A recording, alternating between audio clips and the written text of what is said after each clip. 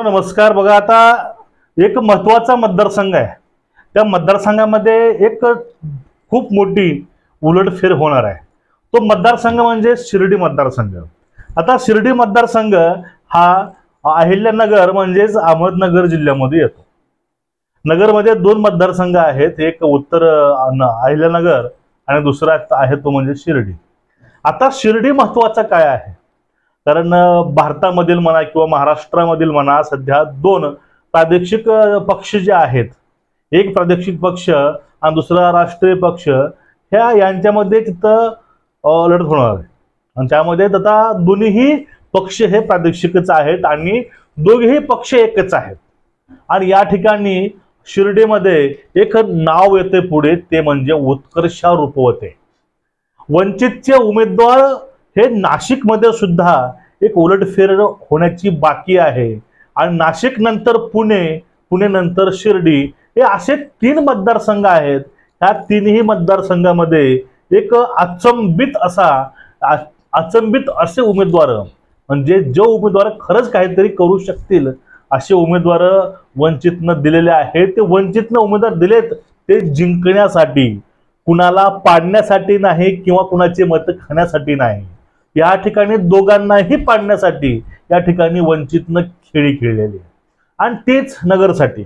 बघा, आता नगरमध्ये 2009 मध्ये हा शिर्डी मतदारसंघ झाला आणि त्यावेळेस पासून ते आतापर्यंत त्या ठिकाणी शिवसेना ही राज्य करायची.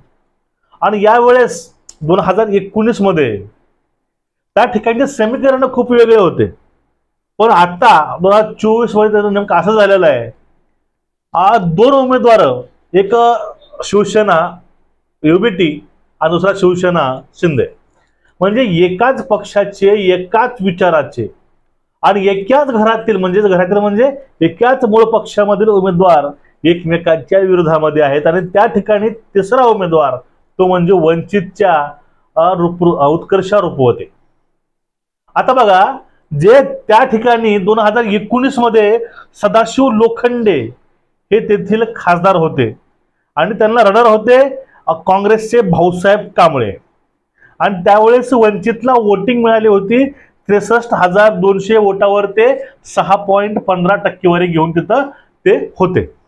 पण 2019 मध्ये असाच नवीन पक्ष स्थापन झाला होता वंचित, एक 8-9 महिन्यापूर्वी म्हणा. पण त्यावेळेस सुद्धा त्यांनी एवढे इथं मत घेतले होते. पण आता जी परिस्थिती आहे ते पूर्णपणे वेगळी आहे, आपल्याला असं म्हणता येईल.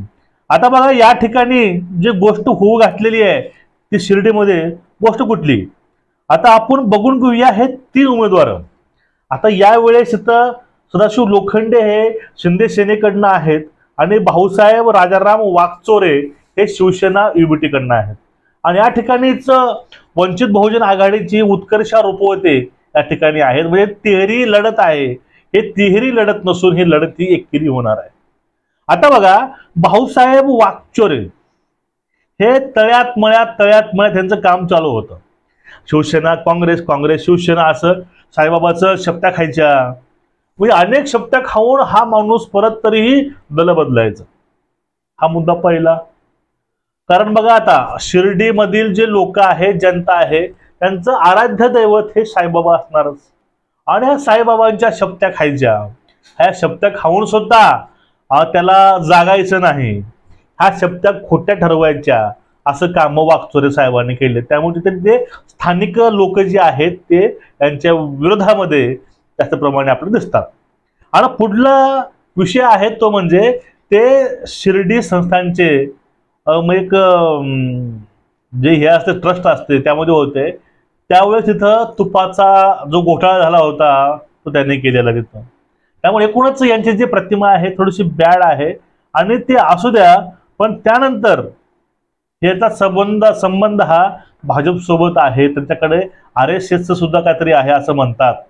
म्हणजे शिवसेनेचे उमेदवार आहेत, म्हणजेच जे महाविकास आघाडीचे उमेदवार असून सुद्धा त्यांची जे ओढ म्हणा किंवा मैत्रीती म्हणा काय असेल ते भाजप सोबत असल्यामुळं आणि त्यांचं जे बॅड रेकॉर्ड आहे साई विषयी, त्यामुळे तिथे जनता हे त्रस्त आहे. दुसरं आहे शिंदे गटांचे लोखंडे साहेब, सेम अशीच अवस्था आहे. परस्पर मताचे लोक या ठिकाणी दोन्ही उभे राहिले आहेत आणि मराठा आरक्षणामुळे म्हणा किंवा काही धोरणामुळे भाजपच्या आणि सध्या भाजपचं गावागावातील वातावरण बघून या ठिकाणी भाजपला कोणी वोट करेल शंका सुद्धा या ठिकाणी घेता येत नाही आपल्याला। एकूणच हे दोन उमेदवार आपल्याला या ठिकाणी थोडीच तोड नाहीत। आतापर्यंत आपण विचार केला पण या ठिकाणी शिर्डी मतदारसंघामध्ये महाविकास आघाडीनं वाकचोरेंना तिकीट का दिलं असा एक प्रश्न पडतो। त्यांची कुठलीच गॅरंटी नाही तरी असं उमेदवार दिलेला आहे आणि त्या ठिकाणी उत्कर्षा रुपवते यांना हे भिलेले आहेत की काय असं वाटायला लागलं। आता हे उत्कर्षा रुपवते कोण?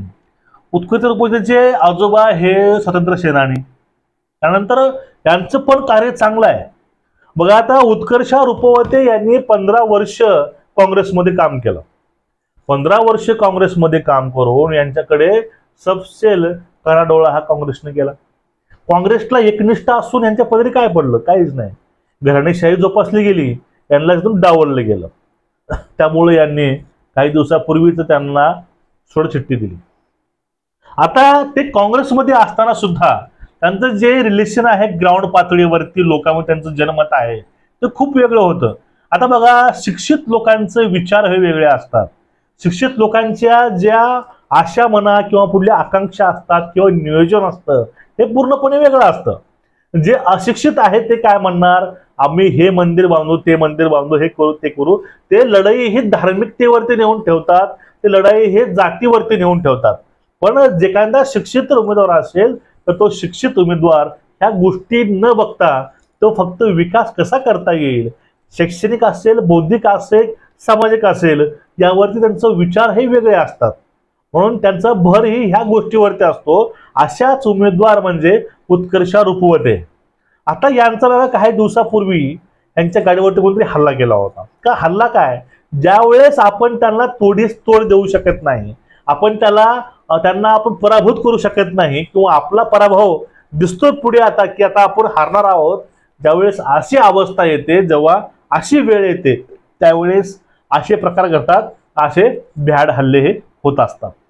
आता आपण पहिला बोललो होतो की बाबा ते वाकचोरे यांनी पक्ष बदलला हे केला ते केला, मग या उत्कर्ष रुपवते सुद्धा पक्ष बदलला की मग काँग्रेसमध्ये त्यांचं ते वंचित मध्ये आले। पण असं काही नाही, त्यांनी पक्ष बदलला। आता मला सांगा किती वर्ष तुम्ही लोकांची सतरंजा उचलणार आहात? 15 वर्ष तुम्ही काम करता का पक्ष करता? तो पक्ष तुमचं काहीच बघत नाही 15 वर्षामध्ये। मग अशा वेळेस काहीतरी नाईलाज असतो, एक आतून एक मोटिवेशन त्याला मिळत असतं की आपल्याला काहीतरी समाजासाठी करायचं आहे, म्हणून हे लोक असे निर्णय घेतात आणि ते निर्णय चांगलेच फायद्याचे सुद्धा ठरतात। असं झालं मॅटर सेम स्वराज्य संघटनेमध्ये करण गायकर यांनी कार्य केलं होतं, पण त्यात त्यांना आपलं भविष्य आपलं जे कार्य आहे ते कार्य प्रस्थापित करता येणार नाही समजून त्यांनी नाशिकमधून वंचितमध्ये प्रवेश केला आणि त्यांच्या पाठीमागे सुद्धा पूर्ण नाशिक जिल्हा आहे। अशीच अवस्था सेम टू सेम शिर्डीमध्ये आहे। उत्कर्षा रुपवतेच्या पाठीमागे मातंग समाज, आदिवासी संघटना असतील, मराठा समाज असेल, मुस्लिम समाज असेल, हा पूर्णपणे पाठीमागे आहे। आणि त्याबरोबरच जे साई भक्त आहेत, जे साईबाबाला मानतात, ते सर्व लोक हे उत्कर्षा रुपवते यांच्या सोबत आहेत। त्यामुळे सध्या शिर्डी मतदारसंघामध्ये जे हवा चाललंय, ते वारं चाललेलं आहे, ते वारं पूर्ण उत्कर्षा रुपवतेच्या बाजूनं झुकलेलं आहे। हे वारं नक्कीच वावतळीचं रूप घेतील आणि वावतळीचं रूप घेऊन त्या ठिकाणी जे प्रस्थापित आहे यांचे धाबे हे बुडापासून उचलून घेऊन जातील, यामध्ये काही शंका नाही।